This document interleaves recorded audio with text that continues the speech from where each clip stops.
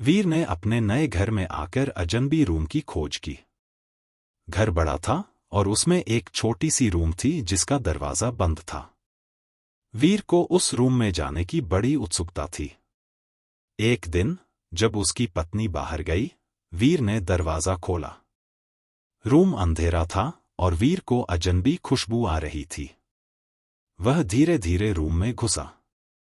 Room के अंधेरे में एक पुराना बिस्तर था। वीर ने बिस्तर के नीचे झांका और वह देखा कि वहां एक पुरानी किताब रखी हुई थी।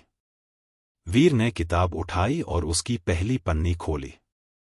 किताब में लिखा था, यह रूम अजनबी है। जो भी यहां जाता है वह इस रूम से बाहर नहीं निकल पाता। वीर की धड़कनें तेज हो गई। वह रूम से बाहर निकलने की कोशिश करने लगा, लेकिन दरवाजा बंद हो गया। वह रूम में फंस गया। रात के अंधेरे में वीर ने अजनबी रूम की खोज की और वह रूम के अंदर गुम हो गया। उसकी पत्नी वापस आई, लेकिन वीर का पता नहीं चला। उसकी खोज अब तक जारी है। अजनबी रूम की खोज एक रहस्यमय और डरावनी कहानी है जो आपकी रूह को छू जाएगी। वीर ने अजनबी रूम की खोज जारी रखी।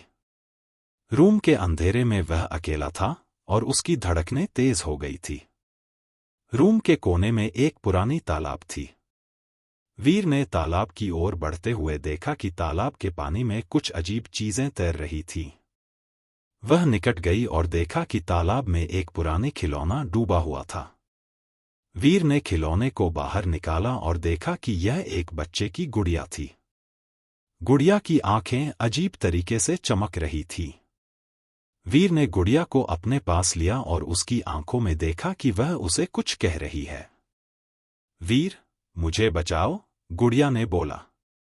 यह रूम अजनबी है और यह तालाब उसका रहस्य है।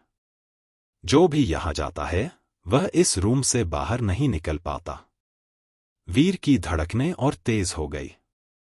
वह गुड़िया को अपने साथ ले जाने का फैसला किया। वह रूम से बाहर निकलने की कोशिश करने लगा, लेकिन दरवाजा फिर से बंद हो गया। अब वीर और गुड़िया दोनों रूम में फंसे हुए हैं।